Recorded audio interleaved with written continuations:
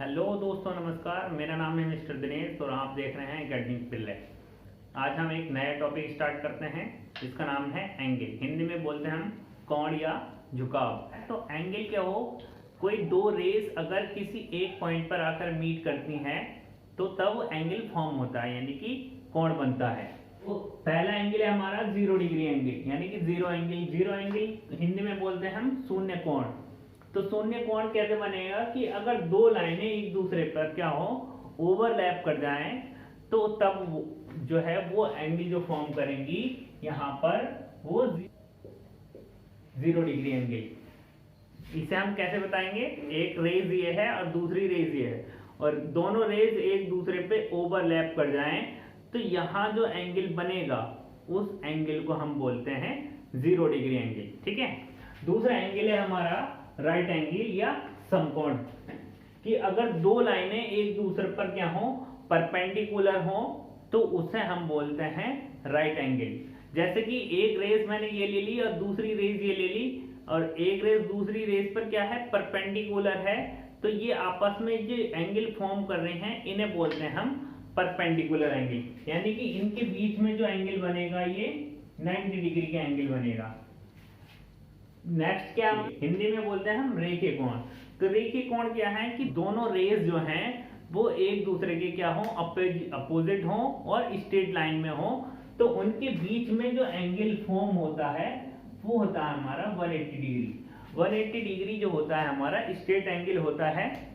जैसे कि मान लीजिए कि एक रेज हमारी ये है, दूसरी रेज ये है, तो दोनों को अगर मैं मिला दूं तो इनके बीच में यहाँ जो एंगल बनेगा, जैसे कि यहाँ दिखा रखा है मैंने, तो ये एंगल, इस एंगल को बोलेंगे हम स्ट्रेट एंगल। ठीक है। नेक्स्ट है हमारा complete angle.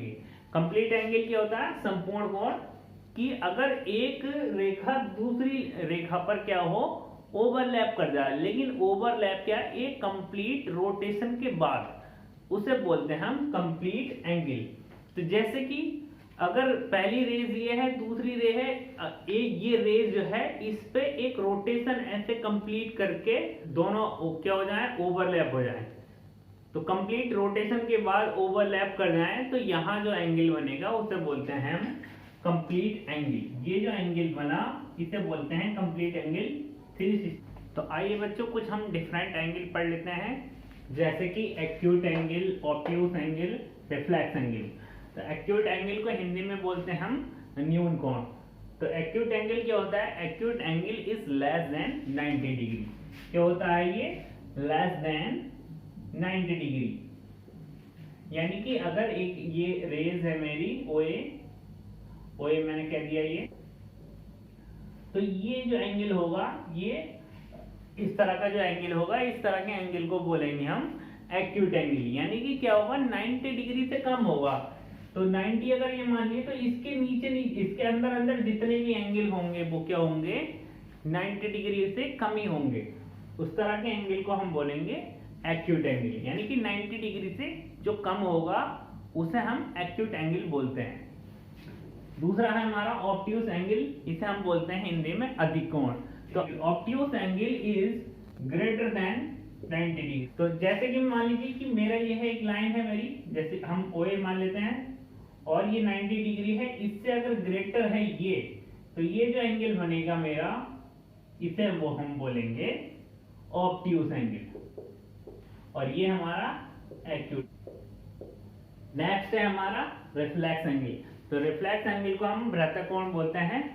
Reflex angle is greater than 180 degree. तो जो 180 डिग्री से ग्रेटर होगा उसे हम बोलते हैं रिफ्लेक्स एंगल। जैसे कि ये मान लीजिए स्ट्रेट लाइन है, ये मेरे ओए है,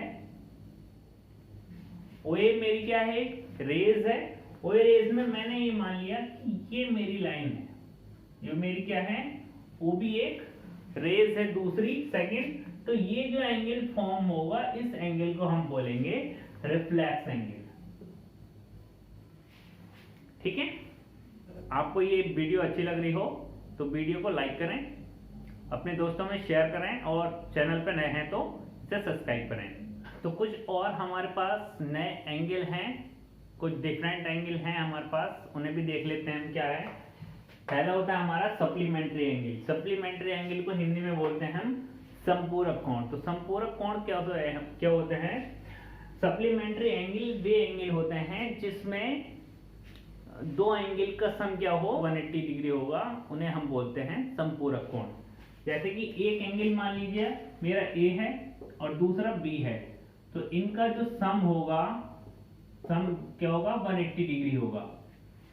अगर और क्या कह सकते हैं कि अगर एक ए है तो दूसरा क्या होगा 180 माइनस ए होगा। तो इस तरह के एंगल को हम बोलते हैं सप्लीमेंट्री एंगल। दूसरा बोलते हैं कॉम्प्लीमेंट्री एंगल। कॉम्प्लीमेंट्री को पूरक कोण या कोटि पूरक कोण भी बोलते हैं। तो कोटि पूरक क्या होते हैं कि जो एंगल क्या हो, एंगल का सम क्या होना चाहिए 90 डिग्री होगा, तो उसे बोलते हैं हम कॉम्प्लीमेंट्री एंगल। मान लीजिए पहला एंगल ए है, दूसरा क्या है मेरा बी है, तो इन दोनों का सम कितना होना चाहिए 90 डिग्री। और क्या कह सकते हैं कि एंगल बी जो होगा वो 90 डिग्री माइनस के एंगल ए होगा।